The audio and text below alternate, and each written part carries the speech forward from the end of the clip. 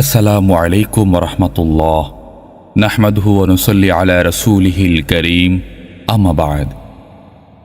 প্রিয় দর্শক শ্রোতা বন্ধুরা, আশা করছি আল্লাহ তাআলার অশেষ রহমতে সবাই ভালো আছেন।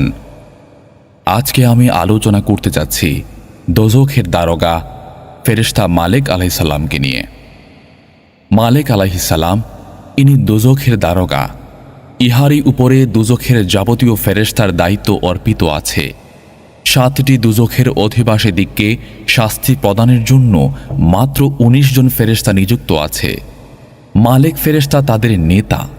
ইহার মতো কুশ্রী ও ভীষণ আকৃতি ফেরেশতা আল্লাহর সৃষ্টির মধ্যে আর কেহই নেই।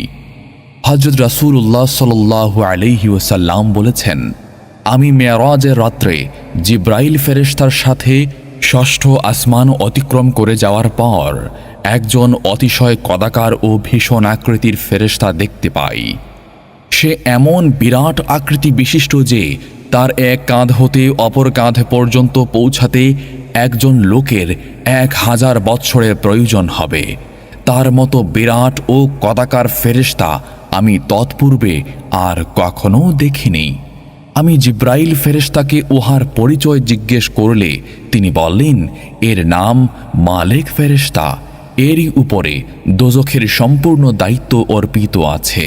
হযরত রাসূল আকরাম সাল্লাল্লাহু আলাইহি ওয়াসাল্লাম বলেছেন, আমি মালিক ফেরেশতার নিকটবর্তী হয়ে বললাম, আসসালামু আলাইকুম, কিন্তু সে কোনো উত্তর দিল না।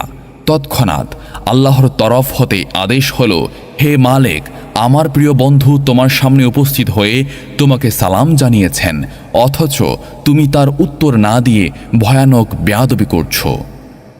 মালিক ফেরেশতা তখন তাড়াতাড়ি আমার সালামের জবাব দিয়ে অত্যন্ত ভক্তি ও সম্মানের সহিত বলল, ইয়া রাসূলুল্লাহ সাল্লাল্লাহু আলাইহি ওয়াসাল্লাম, আপনি যাবতীয় পয়গাম্বরের নেতা, সকল উম্মতের উপরে আপনার উম্মতের শ্রেষ্ঠত্ব।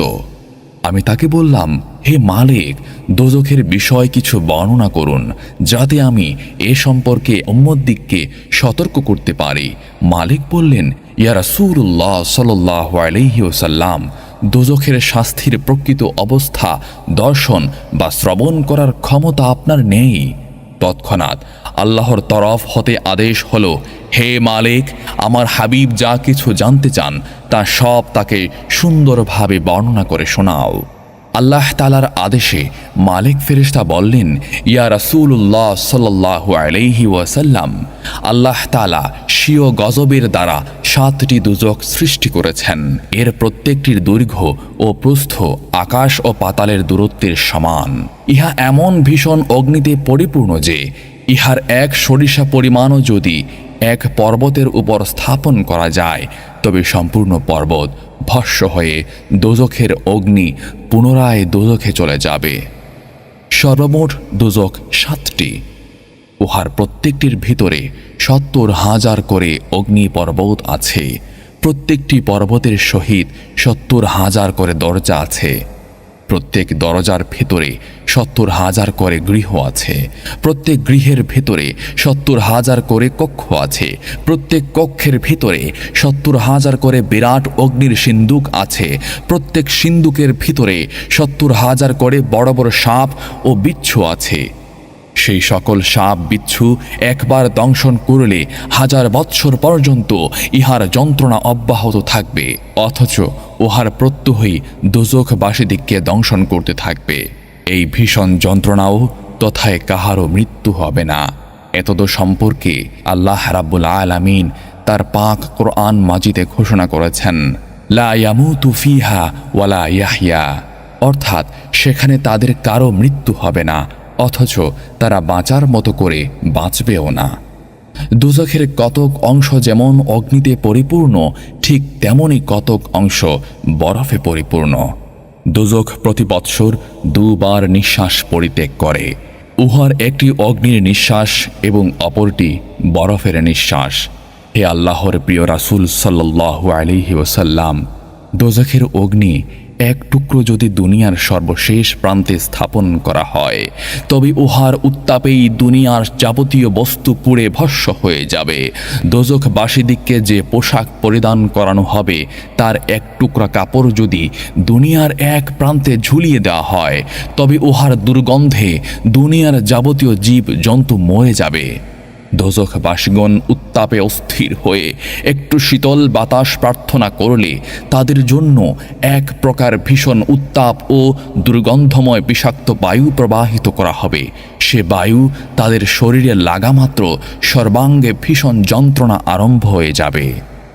দোজখবাসীদিগকে এক প্রকার কণ্টকময় অগ্নিবৃক্ষের ফল আহার করতে দেয়া হবে।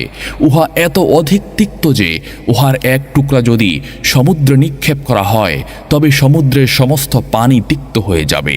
দোজখদিগকে যে শিকল দ্বারা বন্ধন করা হবে, উহার এক খণ্ড যদি কোনো পাহাড়ের উপর স্থাপন করা যায়, তবে পাহাড় পুড়ে ভস্ম হয়ে দোজখের অগ্নি দোজখে প্রস্থান করবে। ইয়া রাসূলুল্লাহ সাল্লাল্লাহু আলাইহি ওয়াসাল্লাম, দোজখের শাস্তির সম্পূর্ণ বর্ণনা করা আমার সাধ্যের অতীত।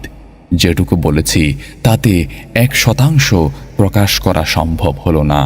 হযরত আদম আলাইহিস সালামের খাদ্য পাক করার জন্য জিব্রাইল ফেরেশতা আমার নিকট একটু অগ্নি চেয়েছিলেন। আমি তাকে এক সরিষা পরিমাণ অগ্নি প্রদান করলে তিনি তা নিয়ে পর্বতের উপরে রেখে দিয়েছিলেন। পর্বত ভস্ম হয়ে মূল অগ্নিটুকু পুনরায় দোজখে চলে গিয়েছিল। সেই অগ্নির যে ধোঁয়া ও ভস্ম অবশিষ্ট ছিল, তা হতেই দুনিয়ার সমুদয় অগ্নির সৃষ্টি হয়েছে। কোরআন মাজিদে আল্লাহ তাআলা বলেছেন যে দোজখবাসীগণ পিপাসায় অস্থির হয়ে একটু ঠান্ডা পানি প্রার্থনা করলে তাহাদিগকে এমন উত্তপ্ত ও দুর্গন্ধময় পানি পান করতে দেওয়া হবে যে উহা পান করা মাত্র তাদের পেটে ভীষণ যন্ত্রণা আরম্ভ হবে এবং তার পেটের যাবতীয় নাড়ি ভুঁড়ি বের হয়ে আসবে। দোজখীগণ উত্তাপে অস্থির হয়ে বৃষ্টি প্রার্থনা করলে তাদের উপরে যে বৃষ্টি বর্ষণ করা হবে তা ভীষণ উত্তপ্ত হবে। উহার প্রত্যেক ফোঁটা পানি শরীরের ভিতরে বন্দুকের গুলির ন্যায় প্রবেশ করবে এবং শরীরে ভীষণ জ্বালা সৃষ্টি করবে। তদুপরি সেই বৃষ্টির সঙ্গে অসংখ্য সাপ ও বিচ্ছু পতিত হবে, তাদের শরীর দংশন করতে থাকবে। যে সকল সাপ ও বিচ্ছু এত বিষাক্ত হবে যে একবার দংশন করলে সহস্র বৎসর পর্যন্ত তার জ্বালা অব্যাহত থাকবে, অথচ প্রতি মুহূর্তেই তারা দোজখীদেরকে দংশন করতে থাকবে। আল্লাহ তাআলা সর্বমোট 7টি দোজখ সৃষ্টি করেছেন। সেগুলি যথাক্রমে একটির নিচে অপরটি স্থাপিত। একটি হতে অপরটির দূরত্ব একটি দ্রুতগামী অশ্বের সহস্র বৎসরের রাস্তার সমান। একটি দোজখ হতে অপরটির আযাবের পরিমাণ যথাক্রমে 70 গুণ করে বেশি। যেটি যত অধিক নিম্নে অবস্থিত, সেটির আযাবের পরিমাণও তত বেশি। প্রথম দোজখের নাম হাবিয়াহ। যাবতীয় কাফের ও মুনাফিকগণ এই দোজখে বাস করবে।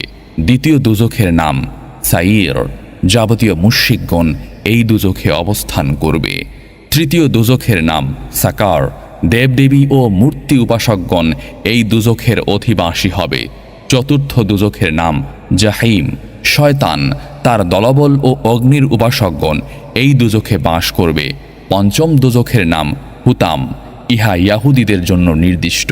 ষষ্ঠ দোজখের নাম লাজা। খ্রিস্টানগণ এই দোজখে নিক্ষিপ্ত হবে। সপ্তম দোজখের নাম ওয়াইল।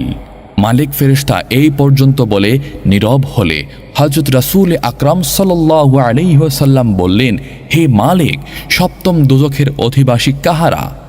মালিক ফেরেশতা একটু ইতস্তত করে উত্তর করলেন, ইয়া রাসূলুল্লাহ সাল্লাল্লাহু আলাইহি ওয়াসাল্লাম, আপনার উম্মতের মধ্যে যারা মহাপাপ করে বিনা তওবায় দুনিয়া হতে বিদায় গ্রহণ করবে, তারাই এই দোজখের অধিবাসী হবে।